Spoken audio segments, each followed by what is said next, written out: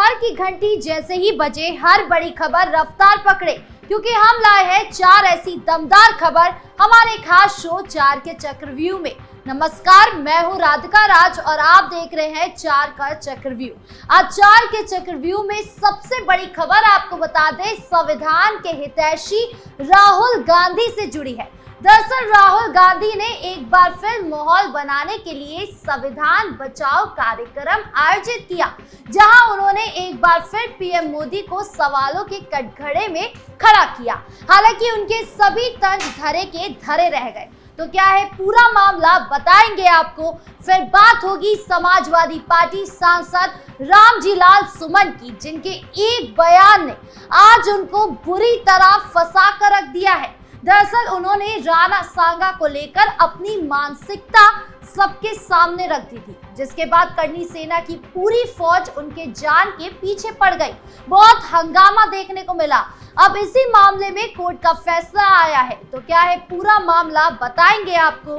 साथ ही बात होगी बुलडोजर एक्शन की, जो कि अमेठी में देखने को मिली, जहां पुलिस बल की तैनाती में अवैध निर्माण पर बुलडोजर चला। लेकिन इस एक्शन से राहुल गांधी का मुंह क्यों बन गया, बताएंगे आपको। और आखिर में बात होगी रंगबाजों की, जिन्हें आधी रात में एनकाउंटर एक्शन के बाद पुलिस ने जकड़ लिया। बताएंगे आपको पूरा मामला। तो चलिए शुरू करते हैं 4 का चक्रव्यूह। शुरुआत करते हैं 4 के चक्रव्यूह की सबसे बड़ी खबर से, जो राहुल गांधी से जुड़ी है। राहुल गांधी वो नेता है जो बातें तो बहुत बड़ी बड़ी करते हैं, लेकिन जब काम की रिपोर्ट सामने रखने की बात हो तो राहुल गांधी जीरो नजर आते हैं। आपने राहुल गांधी के हाथ में संविधान पकड़े कई बार देखा होगा। उनके हाथ में फोन से ज्यादा संविधान होता है।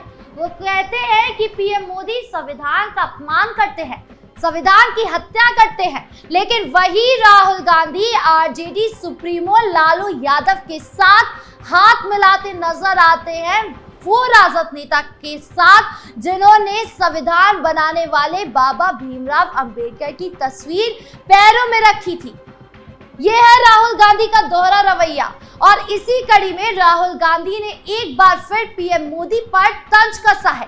दरअसल उन्होंने नरेंद्र मोदी की आलोचना करते हुए कहा कि मेक इन इंडिया की फैक्ट्री बूम के वादों के बावजूद देश में उत्पादन रिकॉर्ड स्तर पर कम है और युवा बेरोजगारी बहुत ज्यादा है।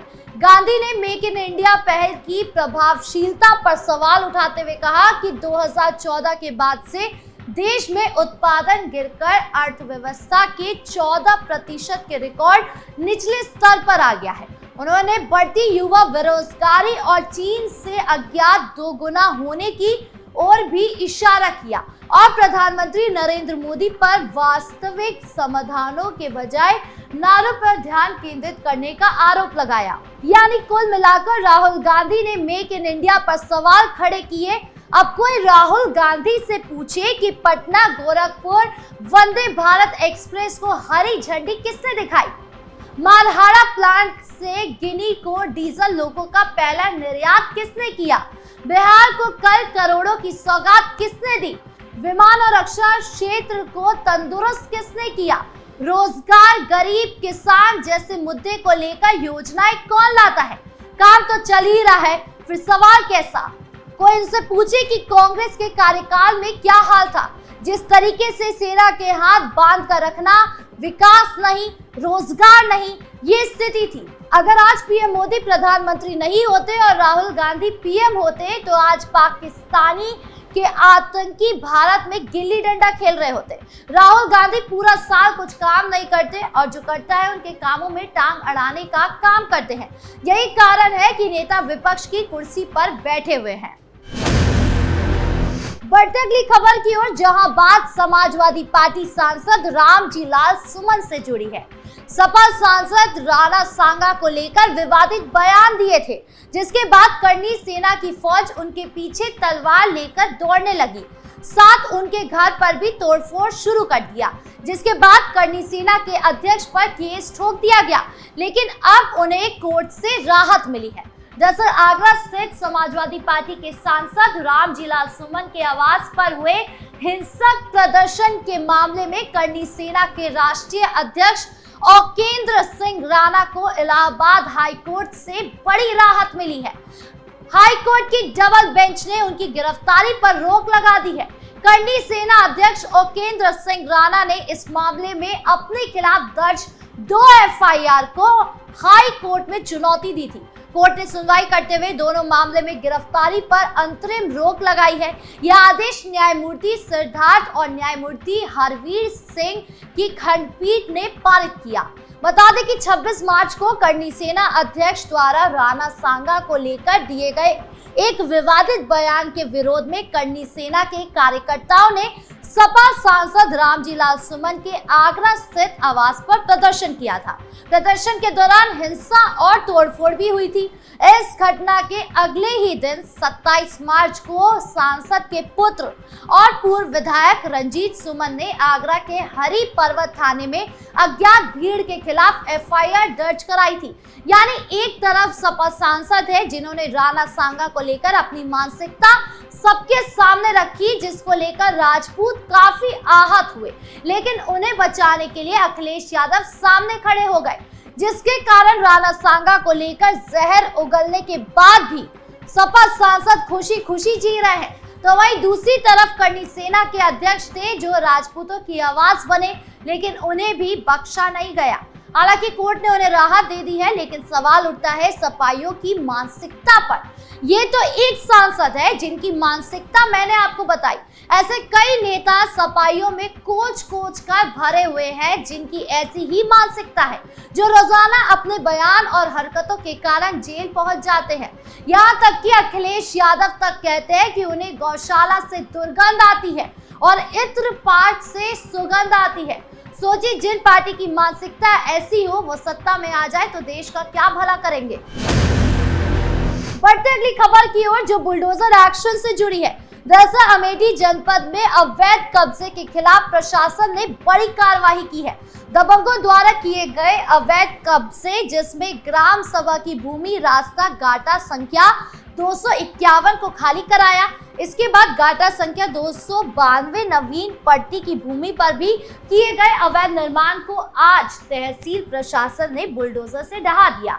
इस दौरान तहसील प्रशासन के साथ भारी संख्या में पुलिस बल मौजूद रहा और इसी अवैध कब्जे को हटाने के लिए एसडीएम गौरीगंज प्रीति तिवारी के नेतृत्व में नायब तहसीलदार अनुश्री तिवारी, राजस्व निरीक्षक एवं लेखपाल की टीम गांव पहुंची थी। अवैध रूप से सरकारी जमीन पर कब्जा करने वाले आरोपी तेजभान सिंह और उदयभान सिंह सहित उनके परिवार की महिलाओं ने एसडीएम गौरीगंज सहित पूरे राजस्व टीम से अभद्रता करते हुए हाथापाई भी की थी। इसमें नायब तहसीलदार अनुश्री तिवारी और लेखपाल सिराज अहमद सहित कई लोगों को चोटें भी आई थी। यही नहीं, एसडीएम की सरकारी गाड़ी के आगे ईंट रखकर रास्ता बंद कर गाड़ी को तोड़ा भी गया। इस घटना के तत्काल बाद पुलिस प्रशासन की टीम ने केस फाइल किया, साथ ही 5 लोगों को गिरफ्तार करते हुए जेल भी भेज दिया। बता दें कि इस मामले में गौरीगंज की उप जिला अधिकारी प्रीति तिवारी ने बताया कि हमारे लेखपालों के माध्यम से अवैध कब्जे की सूचना मिली थी। सार्वजनिक भूमियों के सत्यापन में ये अवैध कब्जा पाया गया था, जिसके लिए नगर पालिका परिषद से नोटिस भी जारी किया गया था, जिसका ना तो जवाब दिया गया और ना ही खुद से कब्जा हटाया गया, जिसके बाद ये बुलडोजर एक्शन देखने को मिला। हालांकि इस एक्शन से राहुल गांधी का मुंह बन गया है, क्योंकि अमेठी में कांग्रेस सांसद है, लेकिन उन्होंने कभी इन समस्याओं पर ध्यान ही नहीं दिया। लेकिन वही दूसरी तरफ जब सीएम योगी का बुलडोजर चला और जब वाहवाही हुई तो राहुल गांधी को अच्छा नहीं लगा। खैर, कांग्रेस के सांसद कितने एक्टिव हैं ये तो इस खबर से ही अंदाजा लगाया जा सकता है।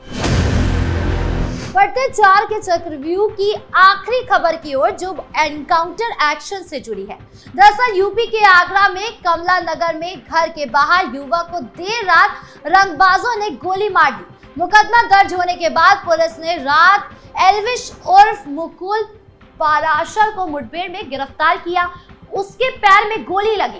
गैंग के 4 अन्य सदस्यों को भी गिरफ्तार किया। पुलिस ने बताया कि गैंग को रजिस्टर्ड कराया जाएगा, हिस्ट्री शीट खोलेगी गुंडा एक्ट के तहत भी कार्रवाई करेगी। पुलिस के अनुसार देर रात एल्विश गैंग ने कमला नगर में अंकित नाम के एक युवक को गोली मारी थी। इस संबंध में उसकी मां प्रीति ने मुकदमा दर्ज कराया। मुकदमे में एल्विश उर्फ मुकुल पराशर, समीर, भोलू, अर्जुन, प्रांशु और शिवा को नामजद किया गया है। युवक की मां ने पुलिस को बताया कि उनका बेटा अंकित घर के बाहर बैठा था, तभी एल्विश ने हमला बोला, गोलियां चलाई। एक गोली बेटे के हाथ में लगी। इससे पूर्व आरोपित ने उनके दूसरे बेटे शिवम को गोली मार दी थी।